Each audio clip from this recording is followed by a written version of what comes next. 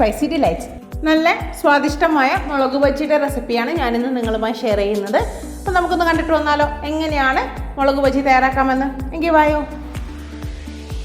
അപ്പോൾ നമുക്ക് ബജി തയ്യാറാക്കാൻ തുടങ്ങാം. അതിനു വേണ്ടി ഞാനൊരു പാത്രത്തിലേക്ക് 1 കപ്പ് കടലമാവാണ് എടുത്തിരിക്കുന്നത്. പിന്നെ ഒരു 2 ടേബിൾ സ്പൂൺ അരിപ്പൊടി ചേർത്ത് കൊടുക്കുന്നുണ്ട്. പിന്നെ കളറിന് വേണ്ടിയിട്ട് കാശ്മീരി ചില്ലി പൗഡർ ഒരു 2 ടേബിൾ സ്പൂൺ ചേർത്ത് കൊടുക്കുന്നുണ്ട്. പിന്നെ കായപ്പൊടി ഒരു 1/2 ടീസ്പൂൺ, പിന്നെ ബേക്കിംഗ് സോഡ ഒരു പിഞ്ച്, പിന്നെ ആവശ്യത്തിനുള്ള ഉപ്പും കൂടി ചേർത്ത് കൊടുക്കാം. പിന്നെ ഞാൻ ഇതിലേക്ക് ഒരു 1/4 ടീസ്പൂൺ പഞ്ചസാര ചേർത്ത് കൊടുക്കുന്നുണ്ട്, ടേസ്റ്റ് ഒന്ന് ബാലൻസ് ചെയ്യാൻ വേണ്ടിയിട്ട്. പിന്നെ ഇതിലേക്ക് കുറേശ്ശെ വെള്ളം ചേർത്ത് കൊടുത്ത് കട്ടകളൊന്നും ഇല്ലാതെ പിന്നെ നന്നായിട്ട് നമ്മുടെ ബാറ്റർ ലൂസാക്കി എടുക്കാം. ഈ ഒരു കൺസിസ്റ്റൻസിയിലാണ് നമുക്ക് കിട്ടേണ്ടത് കേട്ടോ.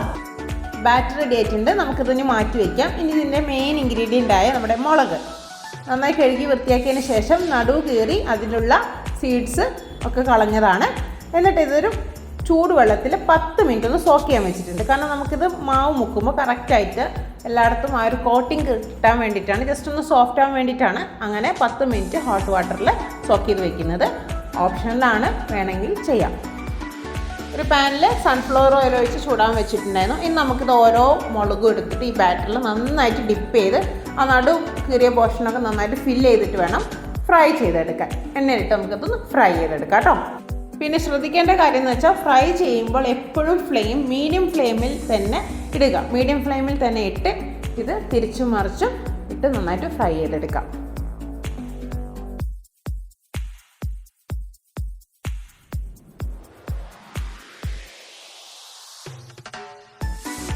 ക്രിസ്പി ആയിട്ടുള്ള നമ്മുടെ മുളക് ബജി ഇവിടെ റെഡി ആയിട്ടുണ്ട്. ഇത് കോക്കനട്ട് ചട്നിയുടെ കൂടെയാണ് ബെസ്റ്റ് കോമ്പിനേഷൻ. നമ്മുടെ സോസിന് പകരം കോക്കനട്ട് ചട്നിയുടെ കൂടെ നിങ്ങളൊന്ന് ഒരു വട്ടം ഒന്ന് കഴിച്ചു നോക്ക്. നിങ്ങൾ പിന്നെ കോക്കനട്ട് ചട്നിയുടെ കൂടെ തന്നെ ഈ മുളക് ബജി കഴിക്കുകയുള്ളൂ കേട്ടോ.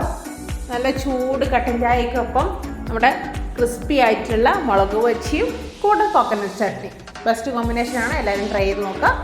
വീഡിയോ ഇഷ്ടമായ ലൈക്ക് ചെയ്യാനും അതുപോലെ ഷെയർ ചെയ്തും കൂടി കൊടുക്കണം കേട്ടോ. എൻ്റെ ചാനൽ ആദ്യമായി കാണുന്നവരാണെങ്കിൽ ഇതുപോലത്തെ ഈസി പീസി റെസിപ്പികൾ കിട്ടാൻ എൻ്റെ ചാനലൊന്ന് സബ്സ്ക്രൈബ് ചെയ്തോളൂ.